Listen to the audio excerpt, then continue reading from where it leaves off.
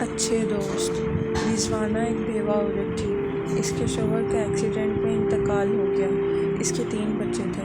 سب سے بڑا بیٹا مرتضیٰ، بیٹی ہما اور سب سے چھوٹا علی تھا جو 8ویں کلاس میں پڑھتا تھا۔ مرتضیٰ ایم اے کر رہا تھا، ساتھ ساتھ وہ ٹیوشن بھی پڑھاتا تھا۔ ہما FA کی طالبہ تھی، وہ بھی ٹیوشن پڑھا کر اپنی تعلیم کا خرچہ اٹھا رہی تھی۔ صرف ایک علی تھا جو بہت لاپرواہ قسم کا لڑکا تھا۔ اسے کھیل کود سے فرصت نہیں ملتی تھی۔ آج کل اس کی دوستی محلے کے سب سے بدنام گروپ سے ہو رہی تھی، جس پر رضوانہ کو تفتیش لاحق تھی۔ امی کہاں ہے؟ مغرب کے وقت تھکا ہارا مرتضیٰ گھر میں داخل ہوا تو سوال کیا۔ تھوڑی دیر کے لیے کھیلنے کا کہہ کر گیا تھا اور ابھی تک نہیں آیا، رضوانہ نے فکر مندی سے کہا۔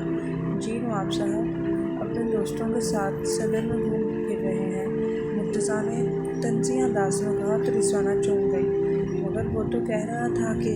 رضوانہ چپ کر گئی۔ امی وہ ہر روز گلی میں کھیلنے کا کہہ کر کہیں اور چلا جاتا ہے۔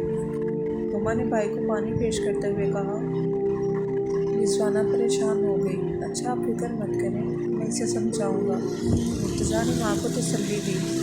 اگلے دن مرتضیٰ نے علی کو پاس بٹھا کر پیار سے سمجھایا۔ دیکھو علی، انسان کی پہچان اپنے دوستوں سے ہوتی ہے۔ علی سر جھکائے سنتا رہا مگر اثر کچھ نہ ہوا۔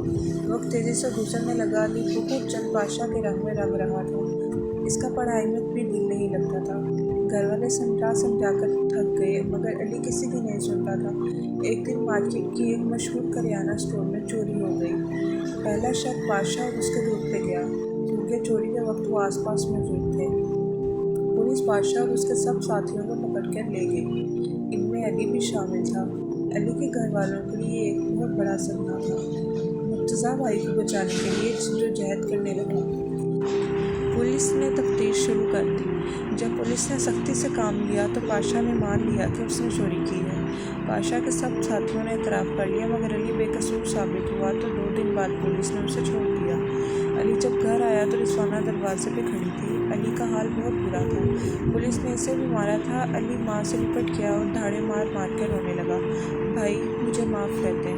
علی نے مرتضیٰ کی طرف دیکھا اور اس کے سامنے ہاتھ جوڑ دیے۔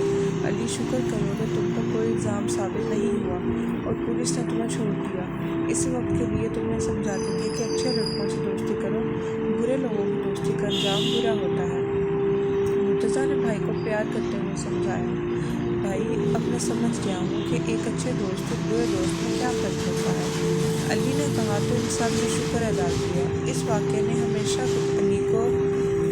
نے علی کو ہمیشہ کے لیے کھرے اور کھوٹے لوگوں کی پہچان کروا دی۔